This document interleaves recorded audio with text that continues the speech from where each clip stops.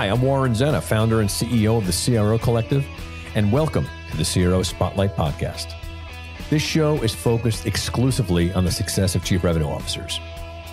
Each week, we have an open, frank, and free-form conversation with top experts in the revenue space about the CRO role and its critical impact on B2B businesses.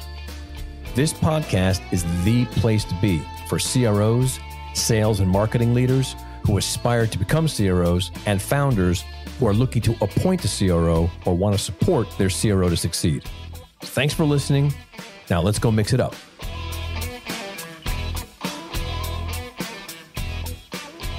Hey everyone, welcome to this episode of the CRO Spotlight Podcast. This is Warren Zenna. I'm the founder of the CRO Collective, and I want to do a little preface today for today's session. We're having a really great guest come on named Jonathan Spier. He's a CEO of a startup. And the reason why we're having this conversation today with Jonathan is because of a post that he left on LinkedIn that drove an incredible amount of engagement and certainly got my attention. And we ended up having a lot of back and forth on his post. And I asked him if he would join to discuss it. And I'm going to read it to you because I think it's really helpful to set the context for the conversation, understand what promulgated this entire discussion. But it's a really, really great topic. So basically, again, Jonathan wrote, "My hot take, Chief Revenue Officer is a terrible title and we should get rid of it. It not only sets sales leaders up to fail, but it is dangerous for the business. Here's why." Background. We love fancy new titles in tech. The VP of Customer Service becomes a Chief Customer Officer. The VP of HR becomes a Chief Human Resources Officer. The VP of Sales becomes a Chief Revenue Officer. Is just how a new title to indicate the importance of a function? And who am I to complain? But the CRO title is dangerous because it is not just a title. It communicates a new approach that just doesn't work. It implies ownership over the entire revenue cycle, not just sales. Sales, CS, and sometimes marketing. And in theory, this is great because it aligns all revenue under one leader. Particularly in our SaaS era, you can argue this is necessary because more revenue comes after the sale than before it. So what's the problem? Few CROs can actually lead all of sales, CS, and marketing. It's unrealistic. And when we set ourselves up for failure by trying, consider in sales, if you can turn a no into a yes, you're a hero. In customer success, a key part of the job is knowing when and how to say no correctly. In sales, moving fast wins. In marketing, you often need to carefully craft words, images, and execution strategies. And a big one, sales is commission-driven. The other functions, a lot less.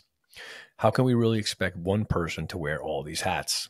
Indeed, the only thing they really have in common is revenue. It's like asking your dentist to be your chiropractor and primary care physician and heart surgeon too, because they are all about your health. To be clear, I'm not disparaging the great and hardworking people who do the CRO job. It's the title itself and the expectations that come with it that are the problem. Too often, I've seen renewals or messaging suffer because the CRO doesn't have the time or skill set to drive CS or marketing.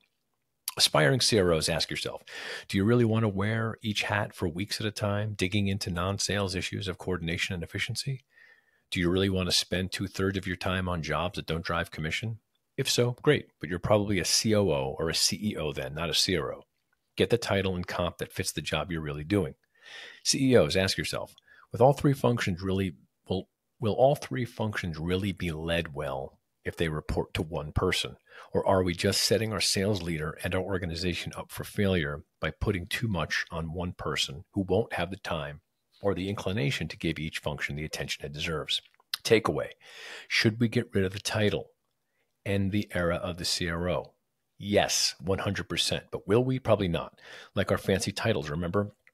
But at the very least, let's stop expecting great sales leaders to own way more than they possibly can or should. And maybe, just maybe, VP of Sales is a perfectly great title. It just deserves more respect. So as you can appreciate why I responded to that, I had a lot of thoughts on it, which I'll save for the conversation that Jonathan and I have. But I thought it'd be a great topic because it's a very well written and provocative treatise on the title, and one that I hear a lot, frankly. So I'm really looking forward to this conversation, and I'll be having him join us shortly. So let's first talk about you and your business and your company and a bit about your background so people get a sense of just who you are. Why not? So, Rev, talk about that. What does Rev do? Rev is in the go-to-market space, helping companies figure out who they should be selling to in the first place. We're part of what I would say is a revolution in how people think about go-to-market, where what we're all figuring out is that we need better ways to know who and how we should be engaging the right prospects as it relates to figuring out buying signals, knowing your ICP, and making outreach and engagement a lot more efficient. Got it. So you're solving the problem of vague or maybe even dubious or incorrect targeting that companies have, the people that they're targeting. Got it. How, right? Now, maybe it would help if I share a little of my background. Please. I'm a 4-time now venture-backed CEO. I started my career actually prior to running a company. I was early at a company called Ariba back in the late 90s, a company that grew really well from 85 to 3,000 while I was there in terms of people. Sold to SAP after an IPO for over $3.5 billion. And then I got the itch. I launched my own company, a company called NetBase that I ran for 7.5 years. Now goes by the name Quid, still a terrific company serving customers like Coca-Cola and Procter & Gamble with social media analytics. We're early to that market and helped pioneer and create that market. I then ran a next generation and e-commerce online brand for 7 years. Again, a venture-backed startup that did well before getting recruited into Rev. So I've seen sales a bunch of different ways. I've seen the game change back in my first role. Unfortunately, Warren, I'm old enough, maybe like yourself, maybe we're probably the same age, you and I. I'm older than you think. I'm older. Good. All right. Well, that's great to have a contemporary then. You can't tell here. I'm 60. I'm 60 in October. Oh, you got me by a couple years then. There you go. See? Bam. Look at that. Even better. Yeah. Well, then you remember the eras where we could walk in and sell $1 million deal. I did it. That's what I used to do. I used to walk in the office and sit down and close a deal like that. And those were good days. They were good days, but times have changed. Customers don't do that anymore. No. So I've watched the game change, and that's why I was excited about the opportunity at Rev. Yeah, I get it. And I think it makes sense. And look, thanks for that background, and it's really, really impressive. And so it's good because you have a good breadth of experience, which would help inform the conversation here, which is excellent. So, similarly, certainly I went through the whole cycle of change through the early 90s until today, which you and I both know, it's like a completely different world. Many times, as much up to speed as I am on things, and I feel like I am, I kept myself up to speed. I didn't let myself get too stodgy. I still realize that some of the skills I have are really great. I'm really glad I have them. They make really, really useful, but they're also somewhat antiquated. It's a weird balance there. And trying to figure out how to shoehorn myself into these situations where maybe I know what I'm saying makes sense, but generationally, technologically, contextually, sometimes it doesn't fit. And it's interesting. And I do think that what's happened, I know you know this, I'm sure we agree, and it's why this company is in existence, is we've gotten so far away from the customer at this point that we don't even know who we're talking to anymore. And so I think the two things we solve for our clients, aside from what we're about to talk about, is exactly that. You sort of have to know where you're going before you can even make any decisions. And if you don't know where you're going, you just got to throw a lot of stuff in the air. And unfortunately, it's become too easy to do that because technologies have been invented that make it just too easy to throw anything up in the air really cheaply. And so people just do. And then they don't really care. And they catch the sliver of people that they reach and they think it was a success and it was really inefficient. And I'm amazed, actually. Probably the first thing we do when we work with our clients is helping them to really know, who the hell are you talking to? And it's not just personifications and personas. That's one part of it. It's also the other part of it is okay, so now you've identified, let's say, an avatar for the person that's the buyer. What's the kind of buyer that you're looking for from a revenue perspective? How often do they purchase from you? How profitable is this buyer? Do they renew quickly? Do they buy bigger items from you? Do they buy smaller ones? Does it take a long time for them to make decisions? Did they buy the right suite of products? Are they the right kind of company that can maybe be upgraded 3 or 4 different types of iterations of your product? And if you know those things, then you can probably have a better success. So these are things that people don't think about a lot. I know you're nodding your head. I know you get what I mean. So it's great to see that your company's solving this problem? There's a lot of spray and pray out there. You and I are going to have a lot of common ground on those topics. It's all spray and pray, and you and I are victims of it. I can only imagine how many emails and emails you get on a day-to-day basis that have no relevance to me. I mean, I get people asking me all kind of wacky questions and stuff. It's crazy. My favorite is the folks who saw that I'm a Cal Bear and therefore we should talk. And you know what? Go Bears, but I'm not answering that one. It's not even creative I get the Syracuse reference all the time. Actually, I had one this morning. Some guy's like, "Hey, so where'd you go to drink? Did you go to Chumley's?" Like, are you serious? Come on. It's asking me what alley I puked in when I was, 20 years old. It's not really the right place to start the conversation from. So that being said, right? So, I mean, let's set the premise here for this discussion. So given our respective experience, I came to my own conclusions. You came to yours. My ascension came through the marketing industry. I started out selling media and then broke into marketing services, mostly technology-based marketing solutions throughout my whole career. And some of them were agencies, as you probably know, back in the early 90s, late 90s and early 2000s, there was this big spate of, I'd call them sort of boutique technology marketing companies that had really unique ways of reaching customers. And I worked for a lot of these kind of companies. And I was lucky that I was there when search got started, got very heavily involved in search. And then I was involved in social media when it started. But the bigger thing that really got me launched was mobile. When the iPhone was created in 2007, I jumped on that and I got a gig with Publicis Group, and I was an executive there, and I ran their first mobile division. I had a really amazing opportunity to be like on the forefront of this new thing. And being on the forefront of anything is always great because you're sort of the smartest guy in the room. And we did a lot of really neat stuff. And then I got a gig at Havas, where I was an executive there, and I built a mobile media business for them there. And this is about the time where I was doing a lot of interactions with ad tech companies. I was very involved in the ad tech community at that time, very deep. And my clients were either brands that were selling, spending money on media, or they were the ad tech companies who were trying to help me support to do that, right? The enablement platforms, all of them. And so I sort of became a buyer of these ad tech company services. And given my background, I was targeted. It's funny, you'll get this. I was the ICP for these ad tech companies. Mm-hmm. I had the target on my back, and I had the budget. I was at the agency. So I was being courted a lot and being sent to a lot of dinners and stuff like that. But what I really got was an amazing opportunity, was to have sometimes 3 times a day, these ad tech companies sending their sales forces into my office and pitching me with their PowerPoint presentations and all their shtick, And I was not an easy person to sell to because I was in their seat for longer than they were. I managed these people. And so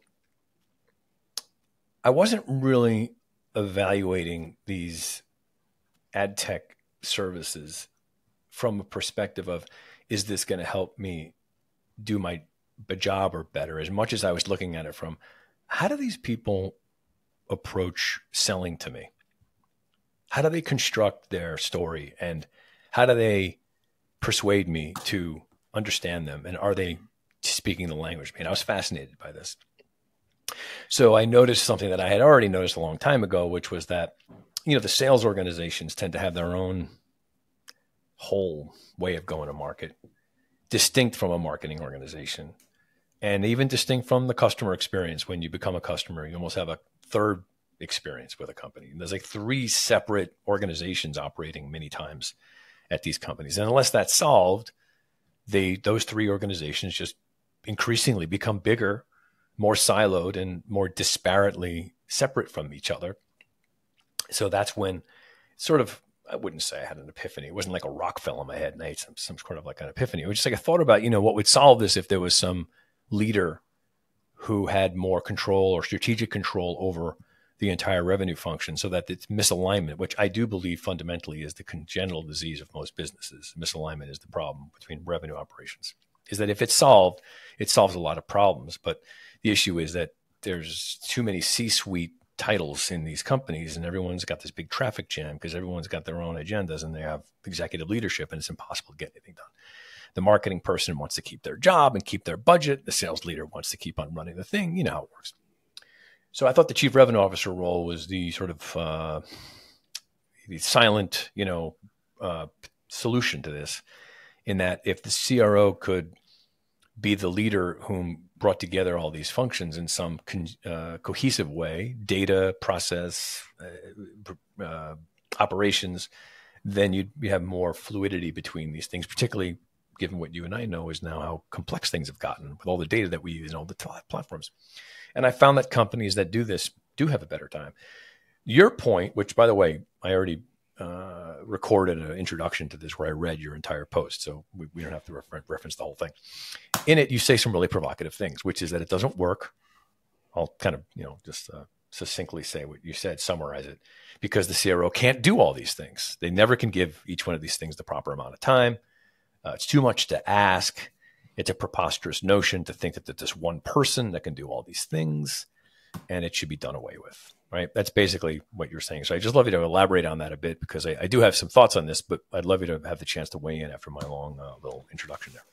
I love your introduction. Thank you very much. I'm going to add an important corollary. It can work, but if the person does do that and is able to do all those functions, they should be called CEO or general manager. They shouldn't be called chief revenue officer. And they might as well get credit for the job they're actually doing, which is running the whole company. Okay. But let's talk about the part that I think you want to drill in on, which is, I was like yourself. I saw the need, right? I think we all did.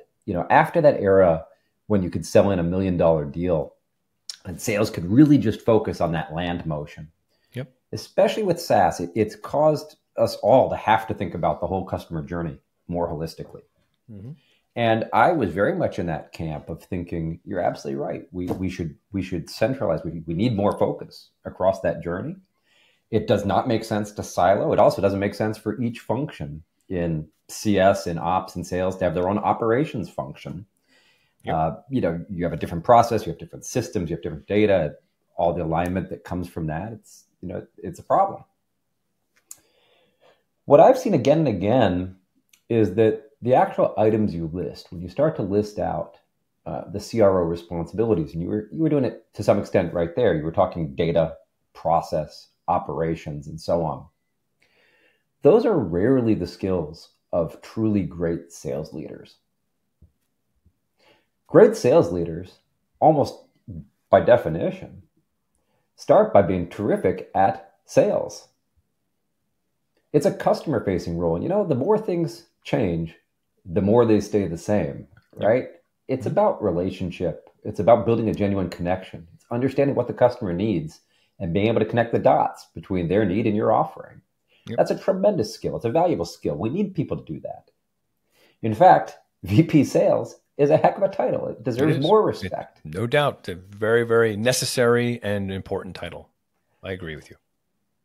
And the question is whether someone who's really great at that is then going to also be really great at data, process, operations, efficiency, marketing. I haven't seen it too often. Maybe I'll pause and let you take the mic and respond to that part. Yeah. I'm happy to keep going. Sure. But that's because I understand that was your premise, and I love that. Is probably the meat of your thesis, and I would love to respond to that because I don't disagree with anything you're saying. I think, though, that where we differ and the way that I approach my business, and again, just to be clear, my business is about this very thing, right? So I'm training people to be CROs, and I'm helping companies. I'm helping people like you, frankly, bring them on and hire them and appoint them properly so that they get that done. And here's the thing that I've learned from 5 years, okay? Number one is it has been I wouldn't say an error. It's not fair to say it's an error, but the only way I can describe it is I don't golf, but I know a lot of people that do. I certainly have tried to golf. But one thing I do know about golf, because I studied a lot, is that there might be let's call it like an optimal swing. There's probably someone you could say that person's swing is the perfect swing. Probably a bunch of guys you could probably point to, but not everybody swings that way. There's people that have weird swings, right? But they still get the job done. Like they're able to be just as effective with a unconventional swing. So I think that while we may have this ideal about the way people should swing a golf ball, the reality is that we sort of find our own style of how to swing that ball, but yet we've codified what we think is this perfect swing. And in fact, it may not really be true because there's probably enough people that don't have that perfect swing that are equally as effective. And I think what's happened in the CRO space, if you follow the analogy, is I think we've sort of mistakenly think that the job should go to the sales leader. Mm-hmm. And I don't think that's true for the very reasons that you just said. And I think that we think, as we watch, to keep the analogy, great sales leaders swinging the golf club as they come up through the ranks, we think they naturally, that swing belongs in the CRO position. And I think that's not right. And I think that's actually the problem. And I think what's happened is that we've sort of codified this idea that your ascendancy is going to be from sales, a VP sales, SVP sales to CRO. And you're correct that the skill sets that those people possess, that swing is appropriate for that particular game, and they should stay in that game. Not all of them. I want to make sure I'm clear, but what I'm saying is that ends up what happening. And so that's one problem. I think you're correct in that respect. And I think that's what needs to change. That's one thing. Number two is the person who has this job, let's just remove the pedigree for a second. I mean, whether it be sales or not, shouldn't do all those things. That's not the purpose of the job. The job is not for them to be an expert in marketing and an expert in CS and an expert in sales. First of all, there isn't anybody like that. If there is, they're very few, and it's not enough to try and find people like that. You can't scale a position like that or train for that reason. What you need is someone who has a holistic and strategic understanding of revenue operations and business such that they can understand how those things work together. And then they can apply those towards hiring the right people who are the functional leaders and coordinate those three people to work together. So if I'm going to be kind of the vision of the CRO should be, in my view, maybe someone from sales. And there are certainly a lot of strategic sales leaders who are right for this job, but you're correct that it's probably not the majority, but it's a heavy minority. I work with a lot of them who think this way. And they've had naturally, and I can already identify, I can speak to people pretty quickly now, and I can pick up like someone whom in a sales leadership role has an incredibly strong understanding of marketing and how it impacts sales, and they're involved in it a lot. There's a lot of these people. I was like one of these people. And so those are the profiles of the people that are right for this job, whether they come out of sales or not. That's one thing.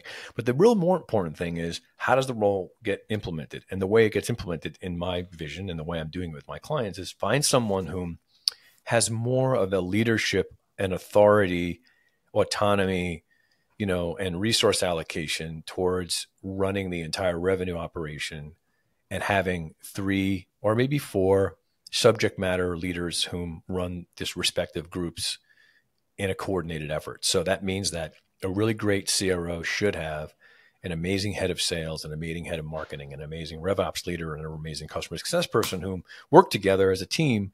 And the reason why someone would say, what do you need this 4th, 5th guy for? Well, the reason is because without that ballast of leadership, you end up having 4 more silos again. That's what's going to happen, right? And so what this is really more, it's physics, to be honest with you. It's a way to kind of create the entropic reality that if you don't have someone running things, you're going to have 4 different people trying to run off and do their own thing, because that's just the way human beings are. So it's a way to build an organization that staves against human nature such that the organization is run in a singularity as opposed to a non-system. Okay.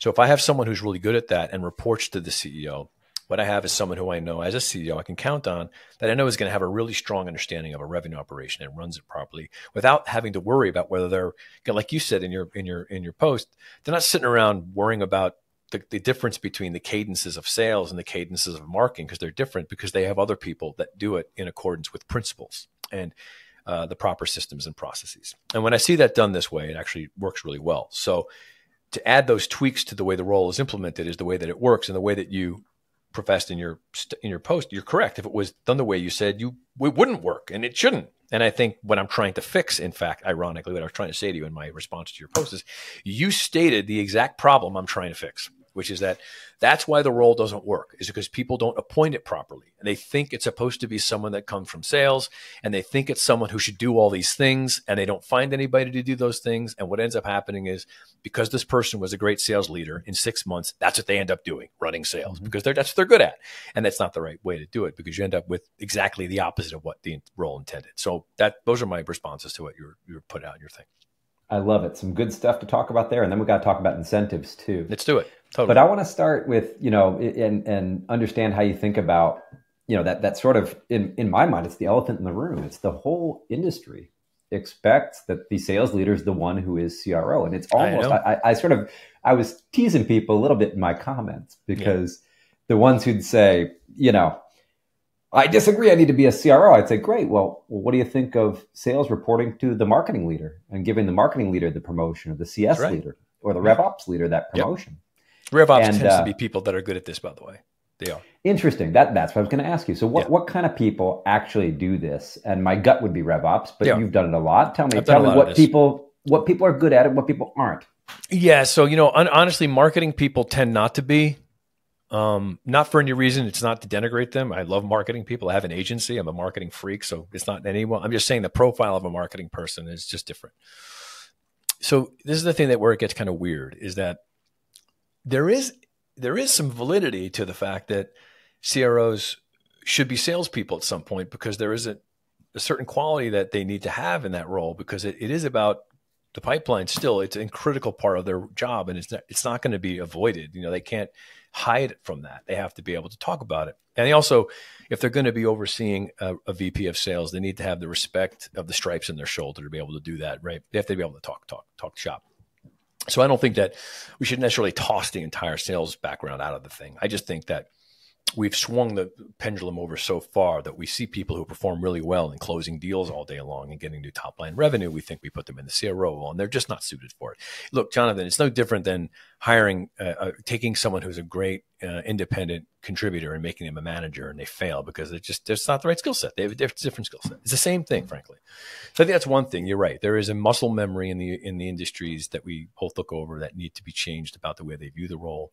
And so I think that the two type of people that I see are successful, like I said before, one is, I would say, the strategic sales leader, someone who really looks at the business differently. These are people who are probably going to be CEOs one day, like you. Like, these are people who they have this larger aspiration, and they see sales as a window into a larger business model, and they look at the world differently, and they end up running businesses, and they do all this stuff. And they understand that siphoning themselves off into one group where they make a lot of commissions is a great way to make a living, but you're not going to have a good understanding of the rest of the animal if you just stay in one part of the business. And those are the kind of people. It's a profile thing, and I'm pretty good at being able to ascertain those. The second thing is the RevOps people today.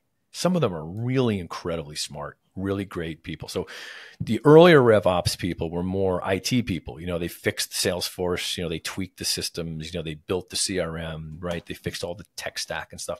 These are people who, while that's critically important, these are more people who think about systems and data as it pertains to process and integration with customer success and customer. And these are people whom I work with, a lot of them, whom would make incredible chief revenue officers, because they have a centralized brain around how all this stuff works. And they'd be very well suited to have the sort of perspective of looking at the business holistically than someone who is stuck in one silo. Because the RevOps, a good one, is covering all the bases. So those are the two kinds of people that I'm seeing are graduating into this role more. And if I'm working with CEOs, which is a part of what I do with this, is let's identify the characteristics and qualities of the person that would best be suited for the role at your company with your business model and your customers and the type of, commercialization that you have, so that we can put the right person in the role, as opposed to, which is what I'm helping people do, just don't promote your head of sales to do the job because that's what everybody else does. That's the mistake I'm trying to stop people from doing, because that's the first thing they do. And it doesn't work out for the reasons you and I could probably nod our heads and see where the train is headed. And I'm saying, look, no, think about it differently. So this is sort of the way I'm trying to get people to stick with my earlier analogy. Lean a little bit more this way when you swing the golf. I know it might be comfortable for right now. It might seem counterintuitive because you've been swinging your golf that way for 30 years. But if you make this one change in the way you hold the club or put your feet, you'll be amazed at how much more velocity you'll get out of it. And people are like, oh my God, I would never have done that if you didn't change my paradigm a little bit and have me do it. Because I never would have done it on my own. I would have just done the thing I always do because I'm comfortable with it. So I'm really trying to change the way, frankly, CEOs and founders think, and boards, to be honest with you, how they think about the way that they construct and architect leadership, so that they can build the right model that's not based on what everybody else did, but what we know now works. And that's sort of what I'm trying to accomplish. Well, and changing the way the sales leaders themselves think about it 100%. when they walk in and hey, I own sales, therefore I own revenue. And listen, their logic is reasonable. It makes sense. It does. To say, I want to own the top line. And by the way, more of the top line now comes from, direct through the site, through which ultimately is marketing, or from customer success. That logic is another thing that you have to overcome in what you're describing. No doubt. I mean, look, we live in a society, our country is on a 4-year cycle. We're in the middle of it right now. Okay? So what we have is a culture of our country that every 4 years, the exhaust fumes of the 4 or 5 initiatives that were trying to be implemented are being exhausted and new ones are being formulated, or they're trying to be protected. So you don't really have a lot of time to seed the kind of change that really needs to happen, right? I don't want to get into a political conversation, but you know exactly what I'm talking about. And so companies are run the same way. I mean, you manage companies by the quarter, and you and I both know that any meaningful thing takes a lot more than a quarter. I mean, anything that's really going to make a change, it takes probably 4 quarters or maybe even 6, right? Particularly if you're doing things like marketing and stuff like that. So what we need to do is, I don't know if I can do this or not, but I want companies, and I think it's happening more. I think we've seen a little bit of this exuberance is becoming exhausted. Is slow down a little bit, think a little bit more about like what kind of business you want to be. Because I tell my CRO clients, there's 2 things you need to look out for. One is the CRO job, which is we want you to be a chief revenue officer at our company because our goal is to have this thing be acquired in 3 years. Or the company that says we want a CRO to help us turn this into a world-class organization that's best in class and the leader of the industry. One of those goals is a short-term goal. And the other one is like, an Amazon goal, Mm-hmm. And CROs are very appropriate for Amazon goals because they're people whom you need someone sustainable who knows how to build systems and processes that take time to work. And you need that. If I want to turn a business around in 3 years, maybe this is not the right way to go about it because you're probably going to be looking at top line revenue every quarter anyway, because that's the only way you're going to get there. I mean, you know this. So I'm trying to have people understand, be more honest about the kind of business you want to be and put the right people in place to make that happen.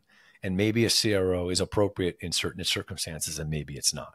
And then there's stages, which is a whole other conversation. But anyway, those are my thoughts. Well, the goals and incentives are super important. I do want to still talk about that. Let's do it. But I want to finish off something. And, I expected here, Warren, to agree with you almost not at all based on our online interaction. But I think we're finding some common ground because I think, one thing I certainly agree with you is the importance of the revenue operations function. Yep. It's not just the tendency to be aware of the whole process or the ability to be aware of the whole process. It's also the degree to which our modern processes are so instrumented with data. Yep. And in fact, the way more of our businesses have at least an element of PLG, automated anything, all those elements that use data, I think that RevOps function is critical. Now, I've always envisioned RevOps sort of growing up into chief operating officer. It's interesting because what you've presented here is a vision where RevOps, it's the Rev part, they become chief revenue officer. I have thought on that too, but yes, I do. Yeah. I think it's really I'd love to know your thoughts because I've always seen it the other way. I've always imagined it going that the RevOps people become the chief operating officer. Yeah. And there remains a sales function. I totally get it. And I've heard this a lot. And my thoughts on it are this, is that I think a lot of elements of this, I'm being a bit, how's the word? I'm being maybe a bit simplistic in the way I talk about this, but let's just say for the sake of it, how many companies have it COO, right? COOs, in my view, tend to be brought on when there's a level of, let's call it, not just revenue, but general business operational complexity, where a COO is necessary, right? They get involved in everything, facilities, right? I mean, everything. It's a very largely encompassing role when a COO is involved because operations encompass more than just revenue. They encompass everything, hiring and, it's a very, very complex job. And I think that what I see, maybe you can tell me if you see the same, COOs tend to be brought on for 2 reasons. I see one is I want to hire this guy or this person, let's say, who I really think is really talented and really smart and would be a great catch to get here. I don't have a C-suite title to give this person. So I'm going to give them the chief operating officer title because it'll give them the sort of loftiness that will help them entice them to come here and give them some operational, context that would help me make sure that they can do things. I'm in the middle of the situation right now with two companies where there's a COO who really was brought on because that was just the right title to give them. There wasn't really a thought related to like operational excellence, frankly. And then there's the other one where there really is. There's operational people who are really good at running complex businesses, and they're needed for that. And I think in the late stage companies that are complex like that, let's say post, a half of 250 million or so or more in revenues, you could easily have both a COO and a CRO. And I think that the CRO is sort of a subset of the COO in that they have a nominal focus on revenue operations, which is in my view, a distinct disciplinary function. Someone who knows a lot about that stuff, as opposed to someone who's a general operational excellence person. Because if I'm running a revenue operation, I need someone who has that sort of pedigree of knowing revenue operations, which, as you and I both know, has gotten to become an extremely complicated discipline. And I want someone who knows how to run that distinctly, because it's like the heart of the business. So I see them not the same. And I don't think they're one or the other. But I think if I were to talk about an evolution of a C-suite, I think a CRO should absolutely come first, because I think you want a mature revenue operation first because of its importance to the business, right? When you reach this level of revenue operational complexity, which I think is around 15, 20 million in revenues, you start to see, okay, what we were won't get us where we want to go, right? We need to be something different now. And if I can get out in front of it and bring on an operational leader who knows how to build a revenue operation in a really strategic way, it'll give me a head start to getting to the 100 million I want to get to. And I'd rather get that person in. Then we get to 250 or 500 million. Yeah, a chief operating officer will probably be a really critical thing. And then the other one, which we haven't talked about too, is a CFO, is another whole cog in the wheel, because there's a financial component to a CRO and they bump into each other a lot too. So I, as you can probably imagine, I have these conversations a lot. And I'm not trying to say that there's like one solution. I want to make sure what I'm saying here is important. I'm making a contextual distinction here, not an operational one. What I'm saying is, if for a business to succeed through growth stage parts of the business, you need to have misalignment of revenue misalignment eliminated or dealt with as soon as you can when it's appropriate. Because the sooner you can do that, the less friction you're going to have to grow the business and scale and keep the customers you want, because the customers are where your business comes from ultimately, and you want that. And I think that sales-led companies are not as good at renewals. They're better at top-line revenues, and that's not good for long-term growth. And I think a CRO can create that balance earlier. That's sort of the reason. So let's talk about that part, because okay.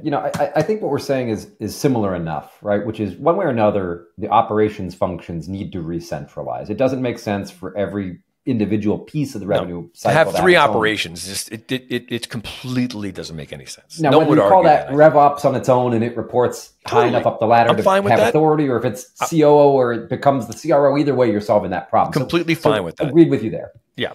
But alignment, I want to talk about alignment, because I think this argument that you're making is thrown out a lot. I've heard it before. And for me, it doesn't address sort of the elephant in the room. Okay. The argument is, and I think you made it here a minute ago, which is that we need an executive to cause alignment to happen between the three big legs of the revenue engine: marketing, sales, and customer success. And in my mind, if there's misalignment between those three functions reporting to the CEO, then there's going to be misalignment in those same three functions reporting to CRO. I actually agree with you, and I have an answer to that. So you're right. So I will add, but then I want to hear your answer. Yeah. But I'm going to add, the root of the misalignment, it seems to me, and you've thought about this probably more than I have, so I'm curious, but it seems to me the root of the alignment at the end of the day is compensation. It's incentive. Sales teams, every way we slice it, get comped on that initial deal. Yeah. That's not what CS's job gets comped on. Yep. And it's certainly not what marketing gets comped on, most places. No So doubt. how I do you mean, solve the alignment there? look, I'm a Mungarian. I am like you. Incentives are everything. It's no question. When you and I get up in the morning, whatever we do is because that's what we're incentivized to do. And I think that's a critical thing that people need to think about.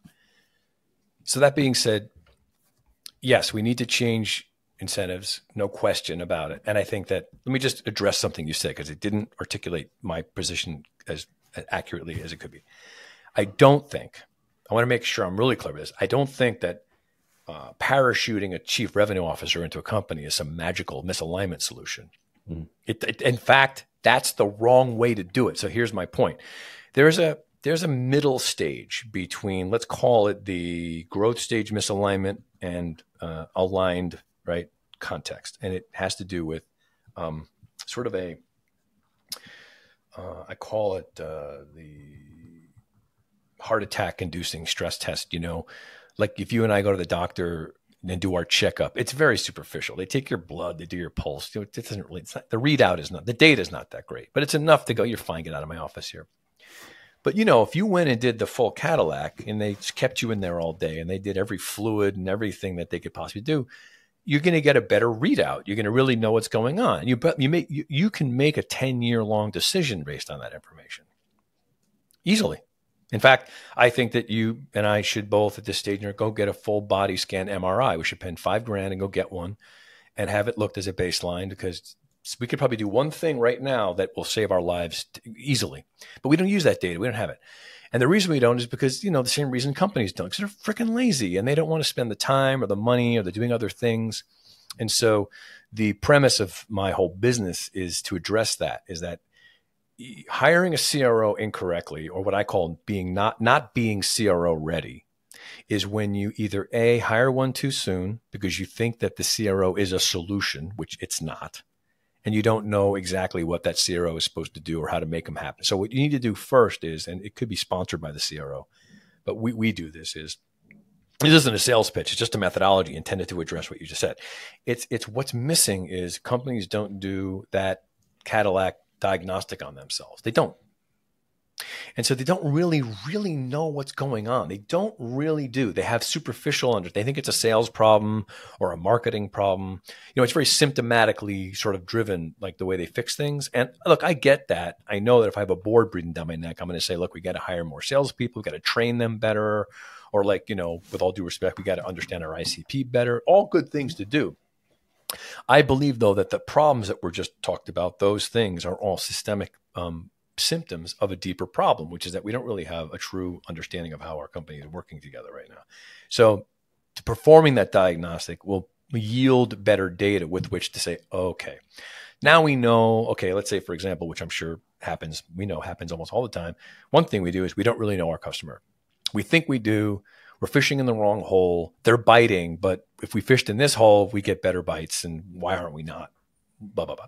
Another one is, our marketing is off. We're saying the wrong things to people at the wrong time. And what we're trying to do is we're trying to get leads as opposed to build smarter people in the marketplace that we can talk to. We need to do differently.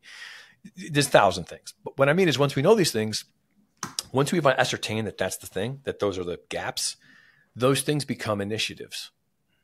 And those initiatives become the job of the chief revenue officer to fix. That's their job now, as opposed to anything else. And if they fix those things, that alignment will occur because the organization has coalesced around those things as being true. They're based on data, everything from our hiring practices. We don't have a competency strategy for the people that we're hiring. We don't have a baseline for the best person. We don't know how to bring them on board quickly. Our customer segmentation is incorrect. Our profitability margins are off. It takes too long for customers to buy. We're not, all this stuff. So now if the CRO is hired, that becomes their job. And you can see, right, even in this discussion, how that's a really important job. If that person was given that mission, there would be a lot for that person to do because there'd be a series of initiatives that would need to be implemented from that would create that alignment. But because I've got that one person in charge of it, I'm ensuring that there's stewardship of all that stuff being done. And that's where the CRO becomes an important part of the business for me. That's what I need done. So this is what I'm proposing, right? That's where the alignment happens. It's two things. It's data, intelligence, and then leadership and ownership of the process to implement the changes required. That's what a CRO should do.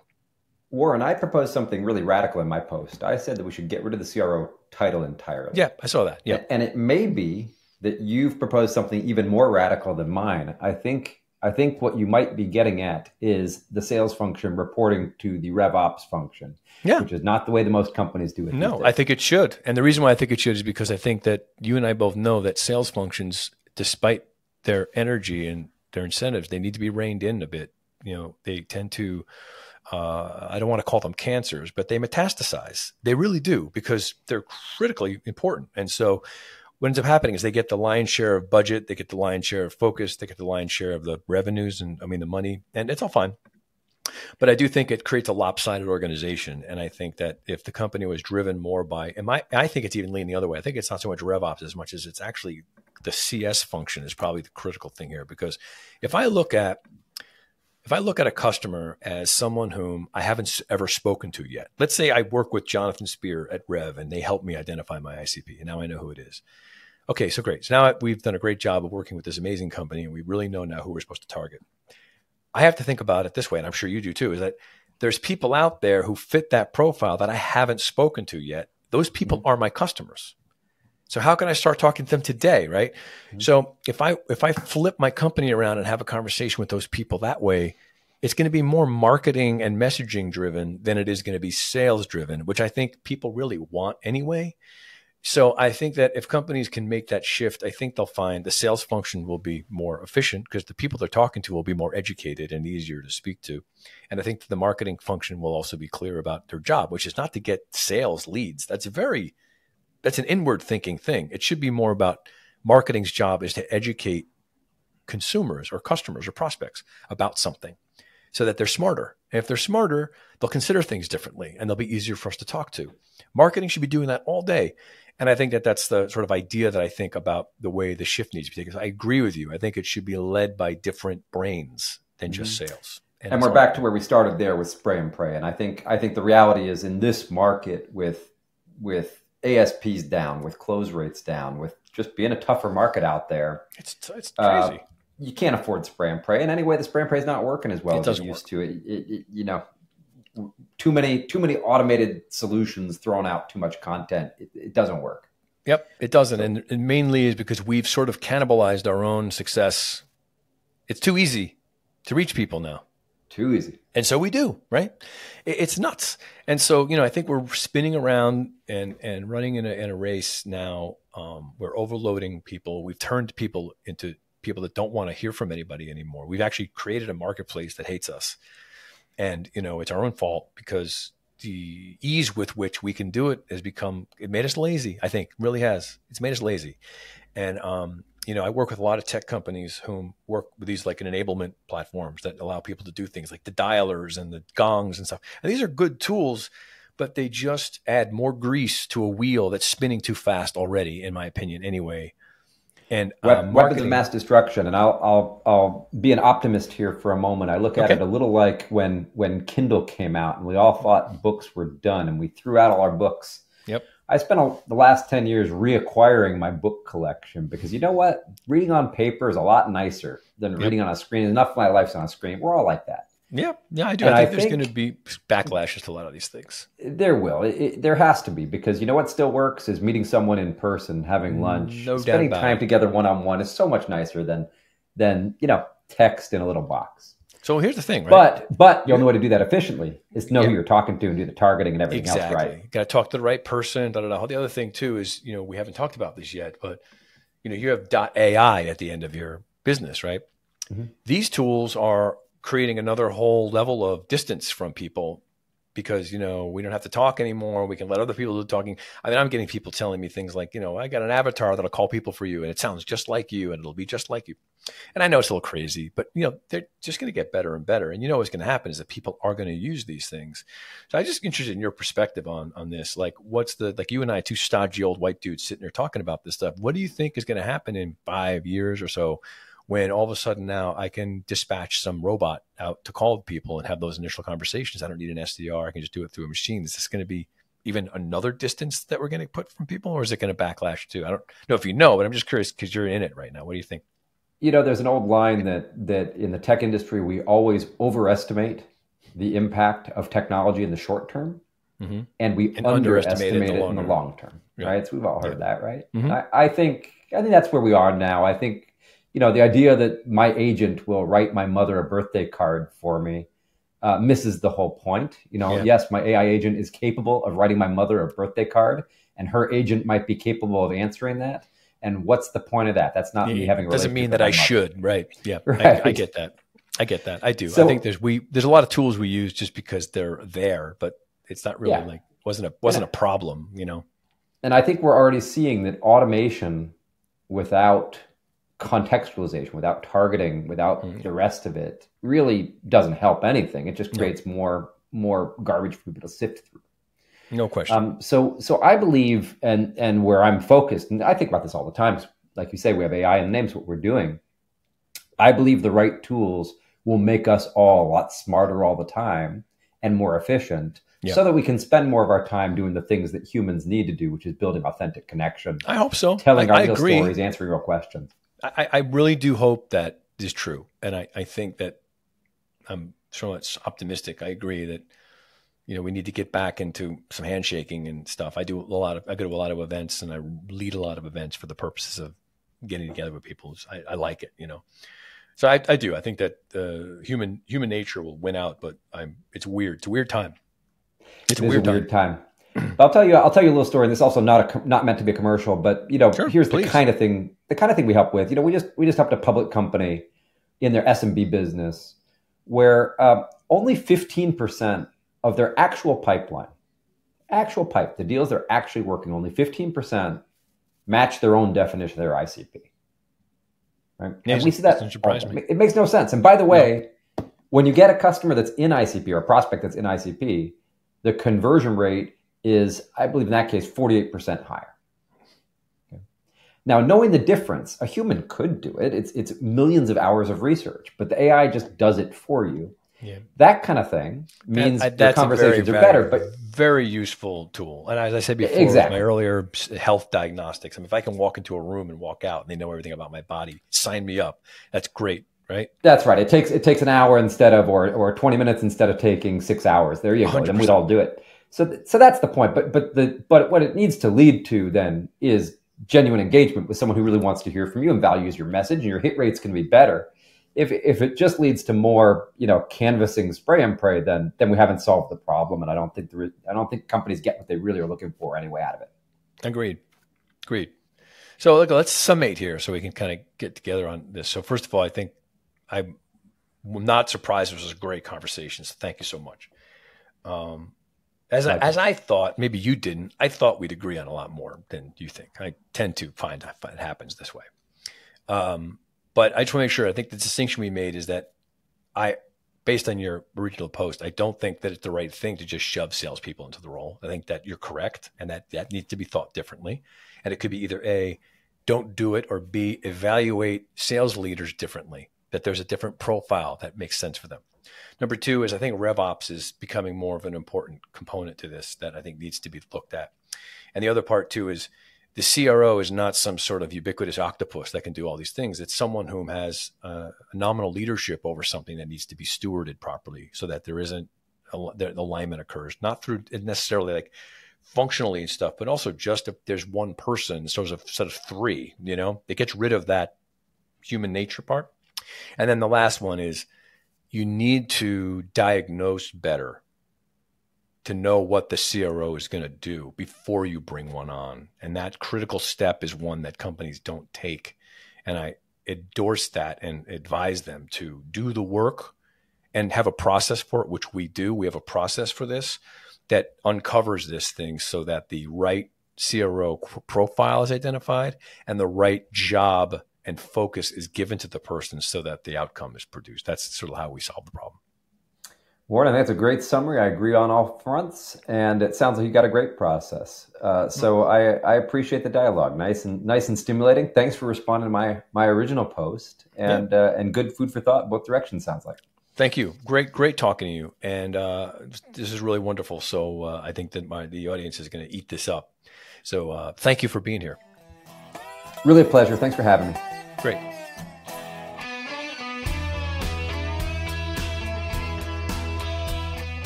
Thank you for listening to the CRO Spotlight Podcast.